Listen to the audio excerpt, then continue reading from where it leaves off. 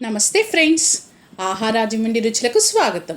ఈరోజు మనం కమ్మటి కోడిగుడ్ల పులుసుని ఎటువంటి మసాలా లేకుండా ఎలా చేసుకోవాలో చూద్దాం. మనకి నోరు బాగోకపోయినప్పుడు ఇంట్లోనూ బయట ఏది తినలేకపోయినా ఎటువంటి మసాలా లేకుండా ఇలా కమ్మగా గుడ్ల పులుసు గనక పెట్టుకుంటే నోటికి ఎంతో రుచికరంగా ఉంటుందండి.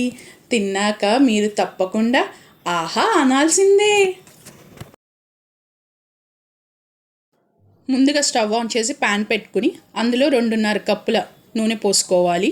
నూనె హీట్ ఎక్కినాక అందులో ముందుగా కట్ చేసి పెట్టుకున్న 3 పెద్ద ఉల్లిపాయలను వేసి గెరిటితో కలుపుకోవాలి. ఇక్కడ ఒక చిన్న చిట్కా అండి, ఉల్లిపాయలు తొందరగా మగ్గాలంటే ఇందులో ఉప్పుని యాడ్ చేసుకోవాలి. ఇప్పుడు మనం ఇందులో 1 టేబుల్ స్పూన్ ఉప్పుని యాడ్ చేసుకుందాము.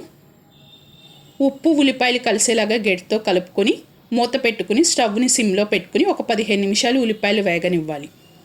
15 నిమిషాల తర్వాత ఉల్లిపాయలు లైట్ గోల్డ్ కలర్ షేడ్లో మగ్గి ఉంటాయి. ఇప్పుడు మనం ఇందులో చిటికెడు పసుపుని, 2.5 స్పూన్ల కారాన్ని యాడ్ చేసుకుందాం. ఇప్పుడు ఈ మిశ్రమం మొత్తం కలిసేలాగా గెరిటితో కలుపుకుందాం. ఇందులో మనం 1 కప్పు వాటర్ పోసుకుందామండి. ఇప్పుడు మళ్ళీ మూత పెట్టుకుని ఇంకో 10 నిమిషాలు ఈ ఉల్లిపాయలు మగ్గించుకోవాలి. మూత తీసి చూస్తే చక్కగా ఉల్లిపాయలు మగ్గిపోయి ఉంటాయి. ఇప్పుడు అందులో మనం ముందుగా ఉడకపెట్టుకున్న పెంకు తీసుకున్న కోడిగుడ్లని వేసుకుందాం.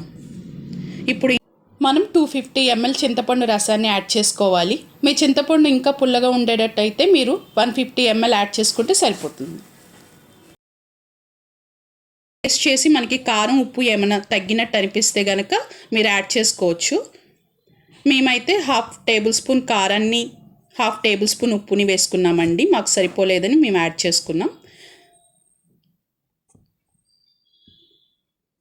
తర్వాత మళ్ళీ మనం మూత పెట్టుకుని ఇంకొక 7 నిమిషాలు మగ్గించుకోవాలి. తర్వాత మూత తీసి చూస్తే ఆయిల్ అంతా పైకి వచ్చేసి ఉంటుంది. మన కర్రీ ఆల్మోస్ట్ రెడీ అయిపోయింది. సో ఇప్పుడు గార్నిష్ కోసం కొత్తిమీర వేసుకుని ఒక సర్వింగ్ బౌల్లో మన కర్రీని సర్వ్ చేసుకుంటే మన కోడిగుడ్ల పులుసు రెడీ అయిపోయినట్టే. ప్లీజ్ సబ్స్క్రైబ్ అండ్ సపోర్ట్ ఆహా రాజమండ్రి రుచులు. హాయ్, వెళ్ళొస్తానండి.